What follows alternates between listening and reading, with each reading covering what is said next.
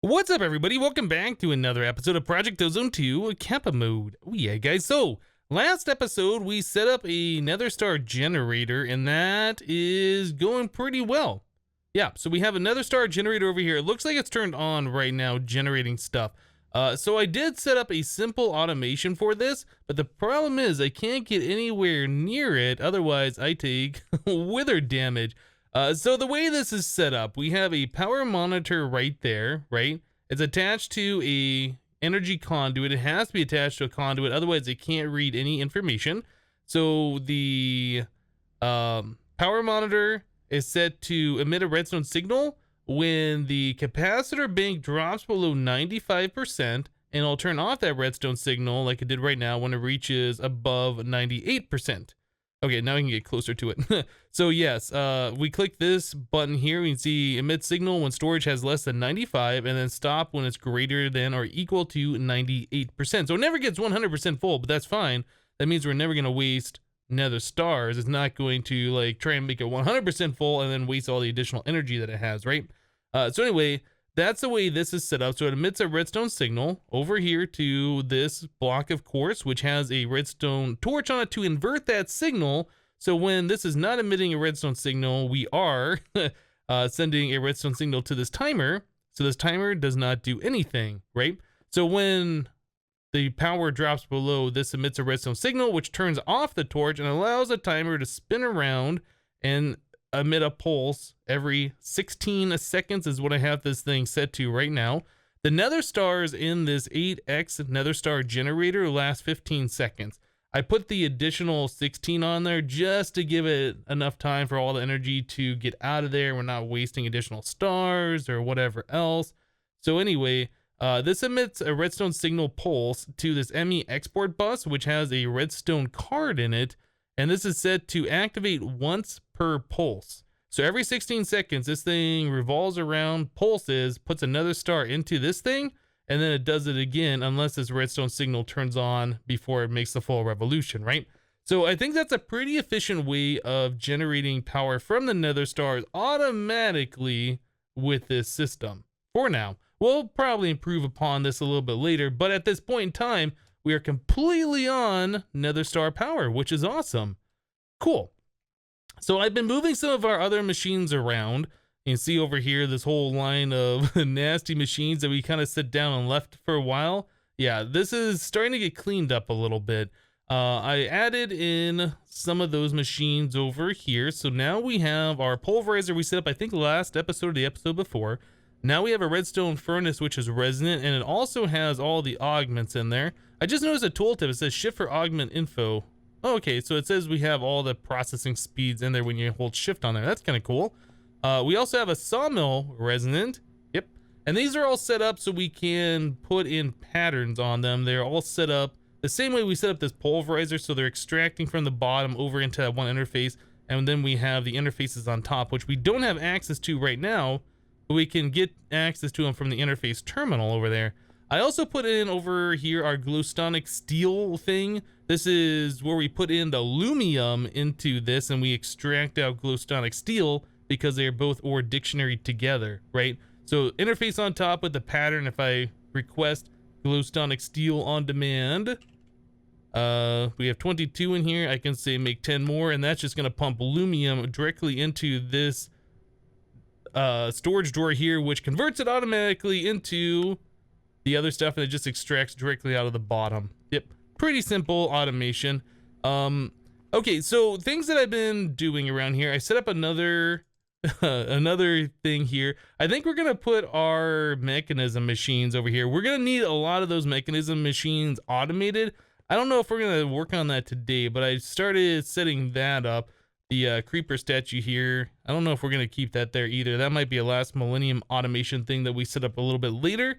So yeah, we need to get a witherless rose. I think that is something that's important, so I can look at our machines and stuff, our power generation while it is generating power.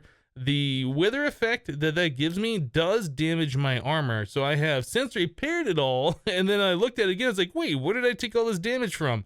Yeah, it's a wither effect from that nether star generator. So yeah, I've repaired it yet again. But I'd like to get ourselves the witherless rose. This guy right here, to prevent taking the wither damage when we're working next to those machines. It just makes sense, right? So in order to make one of these, we're going to need fertile essence. We're going to need nether stars. We have plenty of those. And we're going to need a rose bush. Now, I was looking, the rose bushes we can make from other flowers. So if we have a dandelion, for instance, we can take a dandelion and stick that over in our Botania mana pool that has whatever that is down below the alchemy catalyst, I think is what it is. So let's cue that in there. So it turns it into a rose, turns it into a blue orchid, alum, azure bluet, red tulip, orange tulip, white tulip, pink tulip, oxide, daisy, sunflower, lilac, finally rose bush. Okay, so now we can have a rose bush from a dandelion, which is pretty awesome. Right, so we got that sorted. So now we need the fertile essence. So this stuff is made with catalyzing glands, which we have a lot of, rib bones we have a lot of, and cactus green we have on auto craft. It does require slime pearls though, which we do not have any of. Yeah, that's a problem. I wonder, are those slime pearls used for anything else besides this? They are used for hunter's handgun, serpent staff, emperor's chalice. This is a pretty cool item. This allows you to right click water anywhere. That does require an empty void tier. I'm not sure what that's from, but doesn't really matter. Infernal claws, I'm not sure what that is or how to get these. Looks kind of menacing though. Oh, the empty void tier you can just craft. Oh, okay, I got it. And a kraken shell also requires that. I think that allows you to breathe underwater. Absorbs drowning damage at the expense of hunger. Ah, oh, you know what? Maybe this one says too. Absorbs fire damage at the expense of hunger. Okay, so not as useful.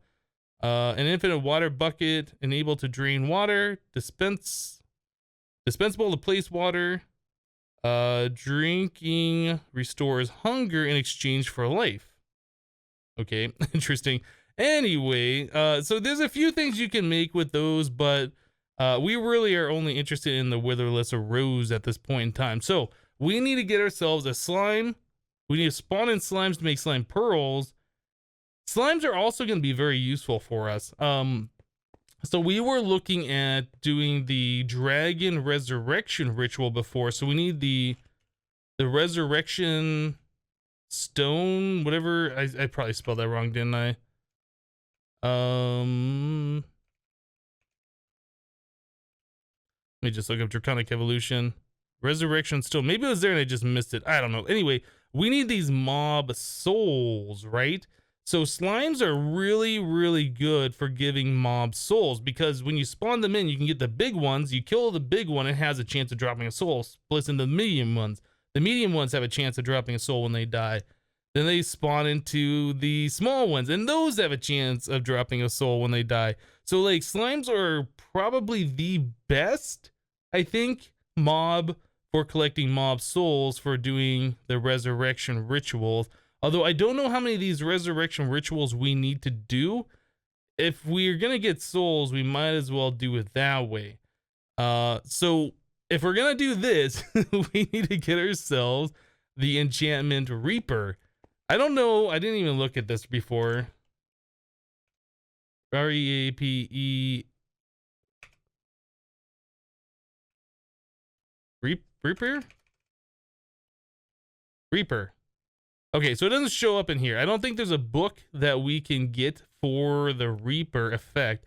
I think what we need to do is just use the regular vanilla enchanting table, enchant something like a gold sword over and over until we get one of them. Then we can use a bibliocraft, typesetting table, and printing press to duplicate the books so we can combine them to the tier 2, duplicate those, combine them to the tier 3, etc., etc.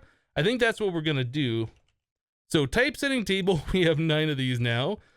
Printing press, we have 9 of those. We need ink.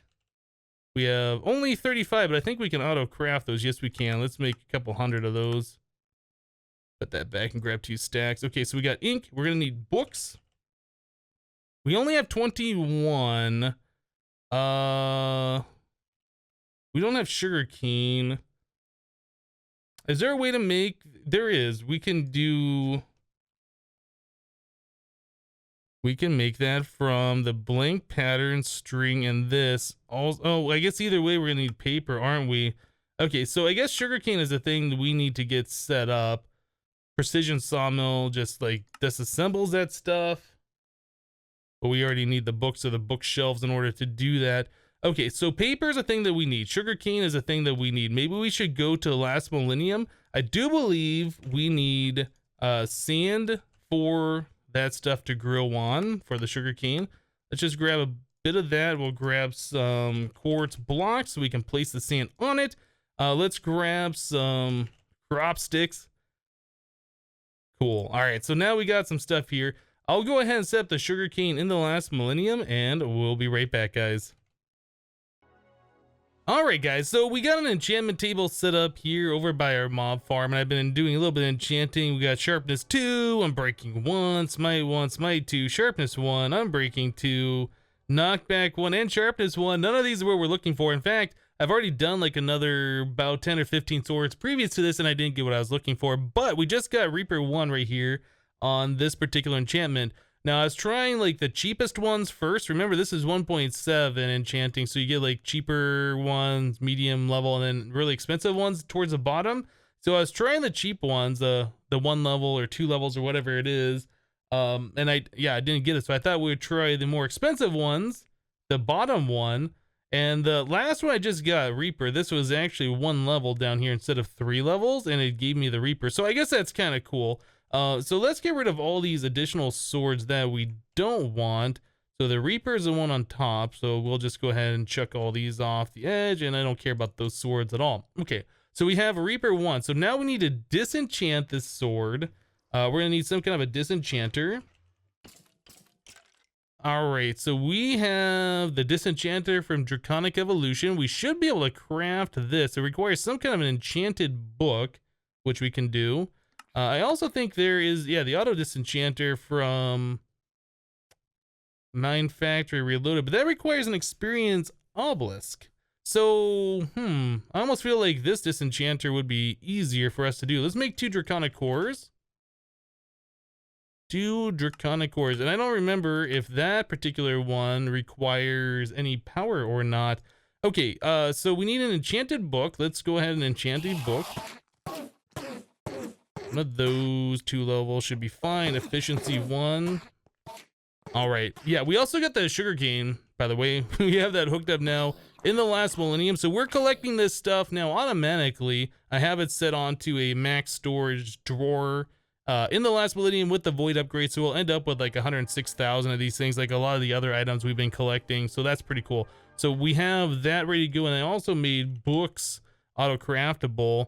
So this is going to be using the blank pattern and string recipe. So yeah, that's pretty cool.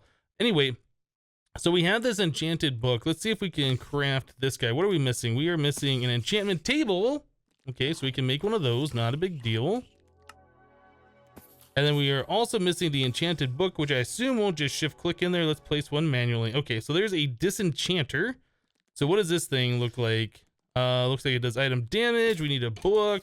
Easy, this, plus that, cost 0, do it. Okay, so there's Reaper on a book. I like it.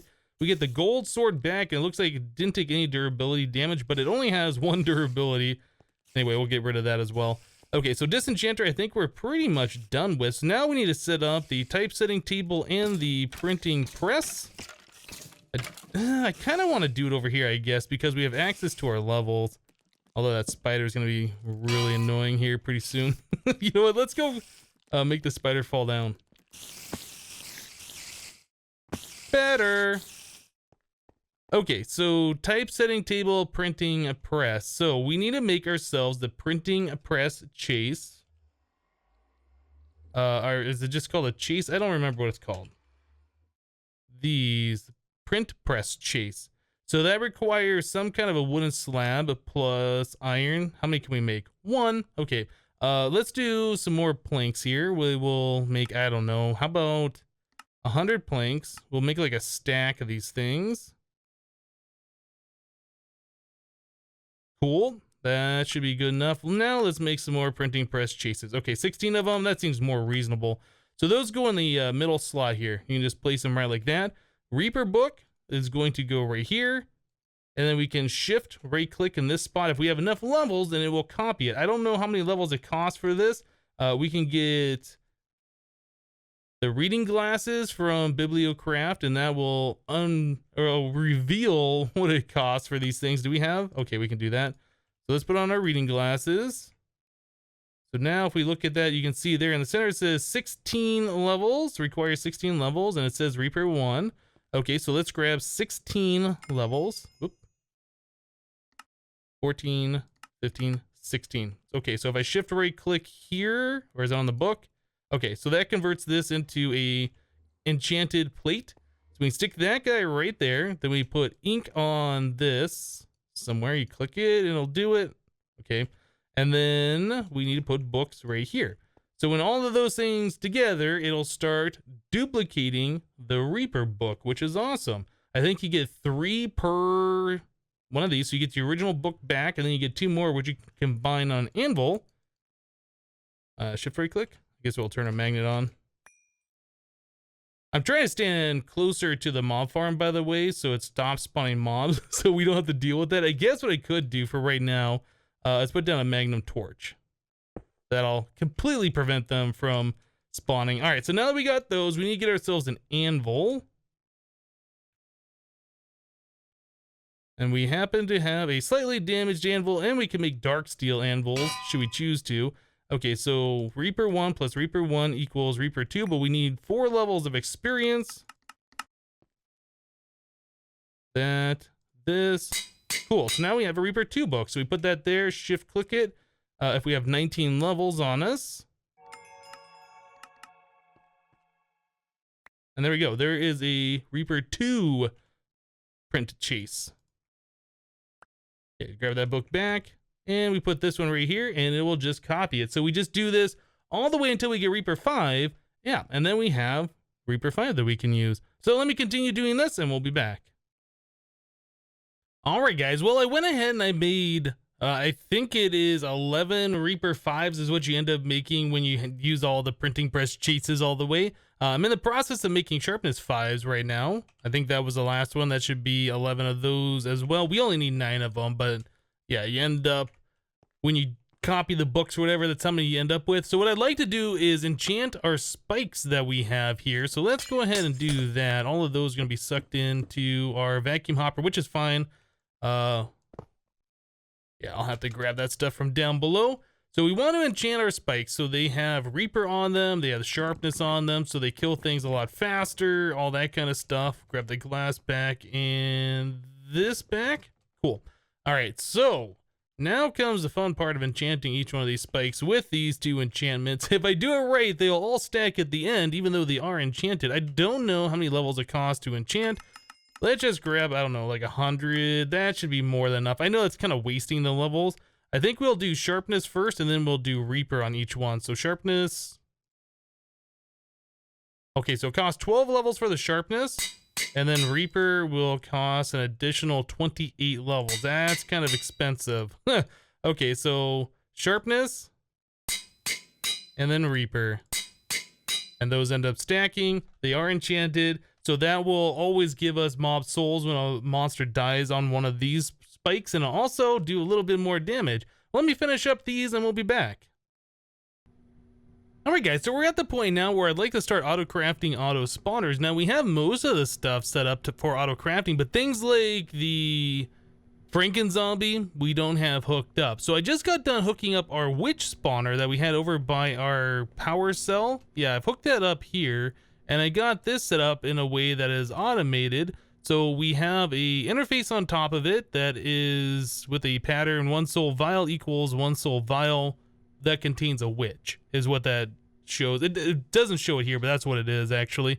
So I have also renamed the ME interface up here, so it says powered spawner witch. So when we look in the pattern terminal, we know which powered spawner is doing what in case one of these gets removed or whatever. But anyway, this is set to pull from the top, push to the bottom, right? And yeah, it's pretty simple setup here. These do require a lot of power. It says 750 RF per tick at the maximum. So I have connected the power conduit, the Ender energy conduit, which does 180,000 RF per tick on both the bottom side and the back side as well. So this will do, I think, half speed pretty much. So you can get multiple connections touching that and get more power as long as you have multiple connections on your power source. So yeah, that conduit runs over here and up. So we have a connection here, connection here, connection here. And I don't think I put one on this side. We might add it over on this side if we need it. But anyway, so we have the ability of getting up to 180,000 RF per tick times 3 should we need it. So I think what we're going to do is we're going to hook up another powered spawner here for zombies so we can auto craft Franken zombies or whatever else, right? So this spawner we set up over here was to collect zombie skulls before. I don't know if we're going to be using this much more. And if so, we can always make another one of these later. So anyway, let's go ahead and grab our spawner. I'll worry about closing up this room and getting rid of it a little bit later, like off camera or something. But anyway, we can take our spawner. I'll show you guys how this is all hooked up. It's pretty easy. Just take the spawner, set it over here. We want this set up to be capture, always active. This one's set to capture, always active as well. Again, we will set the settings so it'll be pull from the top, push to the bottom. All right, and then we're going to want some conduit here. All right, so Ender energy conduit, ME conduit. I think we're gonna need item conduit. We're definitely gonna need. So the item conduit we connect right here. We need to shift left click it with the wrench to make sure it is set to always active on extract. Let's see, what else do we need here? Let me switch this thing so it's on the check mark so we can see all the different conduit. All right, so we have the power. Yeah, we need power going to the back of this machine as well. So let's do that so it gets the extra boost of power. I think that should be just fine. Yeah, that should work just fine. All right, so now we need an interface. Grab one of these guys. Cool. We'll put it into the cable version just like we did the other one. We're going to want anvil as well. Do I have that on me? No. Anvil, we will go ahead and rename this. We'll call this powered spawner zombie. Otherwise, they'll just say powered spawner for all these things in the pattern terminal. And then you won't know which one is which. And yeah, like I said, it just makes it better if you know which specific machine you're connected to. So we want ME glass cable. Like so. So what do we got here? That's 3, 4, 5, 6, plus that interface down there, that's 7. So we're approaching the maximum amount of connections over on this side. Okay, well, we'll probably have to get a P2P over here and add some more channels in. That'll make things better, but for right now I think we should be okay. So now we need to get ourselves a pattern, right? So this is the one that I did before. Empty soul vial equals the which one. So if we do zombie, I think both of these, I think both of those are the villager zombie. And I don't think that's what you get when you do the capture method like we're going to be doing. So let me grab a soul vial and we will do one of these manually. Let me grab the other 2 zombies out of here so we know specifically which one we are getting, because that's going to be auto sending back into the system. All right, so we can put the soul vial here. That will capture it. You can see here that we're doing 350,000 RF per tick. And that's going decently quick. That gets pulled right back into the system. Cool. Now we can go ahead and make a pattern for that. So we will do this one. So that says zombie. Cool. And then we look for powered spawner and we know specifically which one goes where. Cool. So now we search for zombie. We can middle click and tell it to do another one. It should just go ahead and auto craft, and hopefully these things are going to stack and they'll be different than these other ones that are not stacking, which I think are the villager zombies. Yeah, so those 2 stack. We put these in here and those will be separate. Cool. All right, so now we can take these things and make a recipe for the Franken zombies.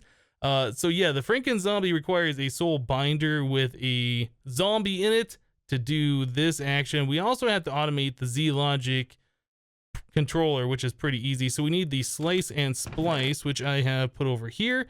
So we need both of these two machines. I guess we'll set them up right here. Wasn't really sure where we're gonna put everything. I said we're running low on channels, so yeah, we're using 6, 7. So if I put those down here, that'll be 8, 9. That's gonna be far too many for what we're doing. So I might have to split some things up just a little bit. But yeah, these are kind of important machines to have going. So we'll stick that here, this here. The soul binder also does require liquid XP. Unless I want to click the button and it'll take it out of my own. We can pump liquid XP into this and then it'll be fully automated. So we might want to look at getting a way to get that done by pulling our XP from over there and pushing it over here. Anyway, let me get a few more of these things hooked up and we'll be right back, guys. Alright guys, well I got all the applied energistic stuff worked out. We've got 2 separate channels going into the bottom here. So now we have an interface here that's providing the network up to our stuff. And then we got another interface here, which is providing the other half of the network. So I went with an ender tank to provide the liquid XP. I was going to do the P2Ps, but I just decided, you know what? Ender tank's probably just going to be easier overall. So I have our XP obelisk over there exporting fluid into the ender tank on the green channel. It is receiving it over here. Yeah, we're pulling out of that with an ender fluid conduit, which is just pushing it right up into the soul binder here. So yeah, the conduits are starting to get more and more complicated as I add things on here, but you know, we should be able to add another machine here, no problem, if we just connect it to this side of the network or whatever.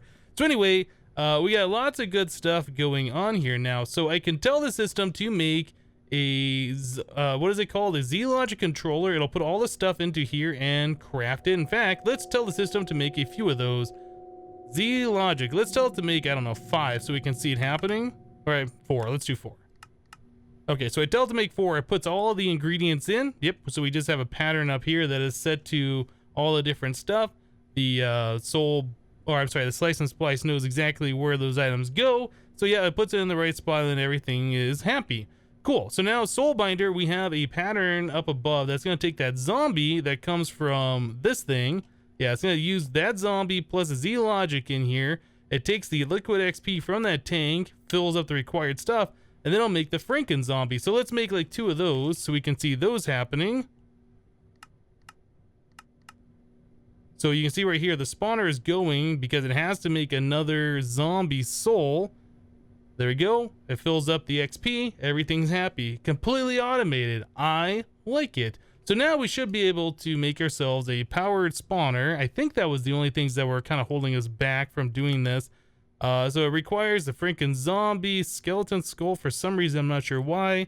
Looks like we have everything else ready to go. Yeah, let's go ahead and make a powered spawner. And what is it waiting on? Is it doing something? Oh, it's got to craft a crystallized redstone. Right. We have to make the machine chassis. This is another autocraft recipe I set up previously. So yeah, the crystallized redstone allows the machine chassis to be automated. Previously, when I played this mod pack, there was no way to automate those. Like, you had to make a bunch of the machine chassis beforehand. So the machine chassis, or I guess when you get to EMC, you were able to make a whole bunch of them. But yeah, this is a new recipe for this version of the pack. This didn't exist when I played it before, but yeah, you can make these crystallized redstone by putting a block of redstone in the assembly table and then providing that with 10 million RF. Yeah, to get that thing. Otherwise, it's the QED recipe, which I think is cheaper. Maybe not. Anyway, either this way you'd have to do it manually, but yeah, this is the automated way, so that's pretty cool. So our lasers in the last millennium do get some use for that, which is really nice. Okay, so now we have the powered spawner made. We just had to wait on that crystallized redstone. So now we need to get ourselves a broken spawner. All right, guys, so the next part of this is we need to actually get ourselves a slime. So I went online and I looked at a slime chunk finder app. Yep.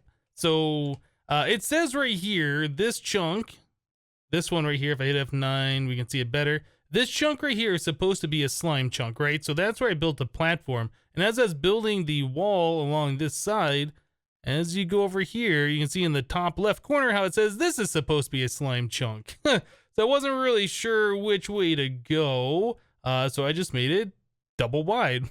So hopefully one of these chunks are going to pay off. The one that in-game says is slime, one that out of the game says is a slime. Now it's just going to be a waiting game. Hopefully we will get a slime to spawn down there. I don't know if that's in range of our magnum torch. It might be, and that might prevent slimes from spawning. I don't know. I might have to spam torches everywhere, or, you know, just let monsters spawn, get rid of the magnum torch, and see what we can do here. But either way, hopefully we will get ourselves a green slime.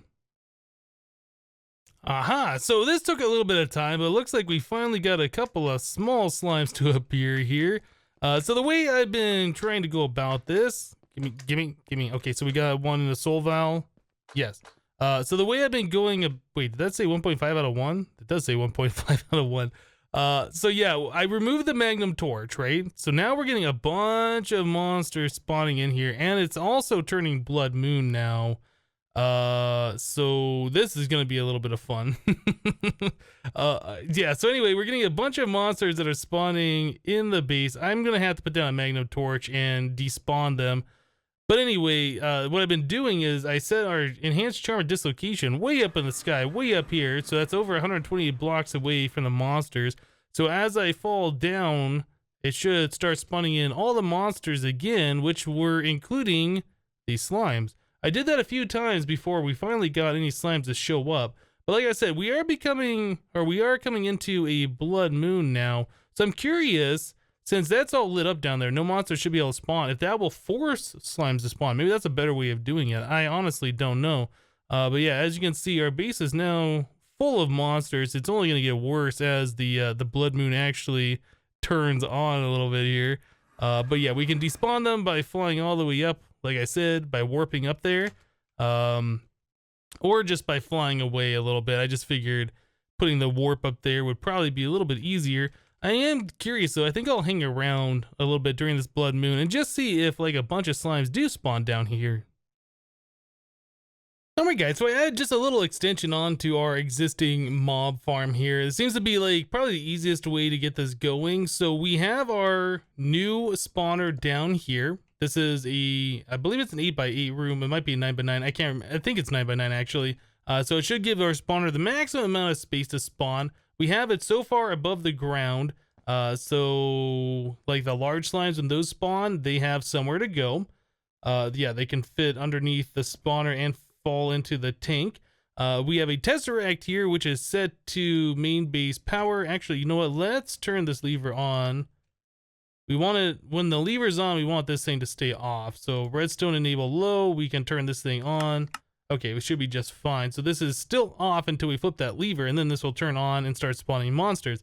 So we have the spawner down here set to always active. As long as there's power, it's going to try and spawn monsters. The only thing I can think of that's going to be a problem here is we have, we have these going, pointing inwards towards the trap. So if like there's a big one here and there's a big one here, they might bump into each other. We might have to rearrange these so they all kind of like circle around, and there's only one of these sets of conveyor belts which point into the mob farm. But anyway, we should be able to turn this thing on and check it out and see what's going to happen here and see what it does. Okay, so we got a bunch of slimes, big ones going in. They're all getting murdered. These green ones, yeah, or I guess the baby ones, can fight against the conveyor belts. They see me, so they're trying to get to me. But yeah, I guess if we come down here, we can kind of see some stuff happen. If I get out of their aggro range, we should see more and more slimes falling down. Well, a little bit of slimes anyway. Okay, so we got some slime balls here, and oh, we did get slime pearls. We have 4 or 5 of those now. Nice. Cool. I don't see any of the mob souls yet from the Reaper, but those are kind of rare. We will see them eventually, but yeah, it doesn't look like we've got any now. So we're getting slime balls and the slime pearls, so hopefully we'll get a slime soul here pretty soon, and then we can start looking at using draconic evolution spawners, which will be pretty crazy and pretty awesome. Here we go. Here's a slime soul. We got 3 of them. We had none, then we got 3.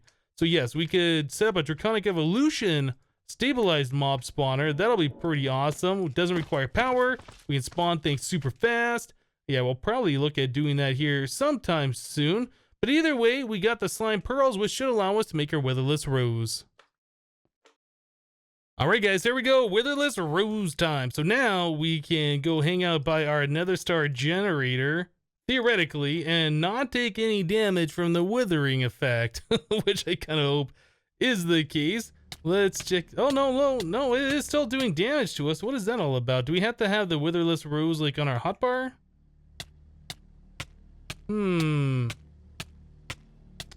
It's going through our hunger really fast, and it is still doing tick damage. This is not doing what I thought it would do. It says with the nether stars enchanting this rose, the holder is protected from withering. Well, kind of. We don't have the withering effect, but we still take the damage, and it is still doing our health. It's still making the noise, and it's using our hunger. Well, that's not what I was hoping this would do. I was hoping it would just completely make us immune to the wither effect. Okay, well, now we learned something here. But we got a way that we can start making mob souls. We'll have to switch that out for the draconic evolution stabilized mob spawner. Like I said, we'll be able to spawn in mobs all of the time, collect more souls, and then we can do other things with draconic evolution. So it wasn't all for nothing. We didn't have slimes before, we have them now, so I'm happy with that. Guys, we're going to go and wrap the episode up here for today. Unfortunately, it didn't turn out exactly how I wanted it to turn out, but we still made progress. We still got some stuff done. We got more machines hooked up for automations, which will make our lives easier for later. I'm very happy with that. Anyway, guys, that's it for today. Thank you guys for watching. Remember to leave a like on the episode if you liked it, and we'll see you next time. Thanks for watching, guys. Bye-bye.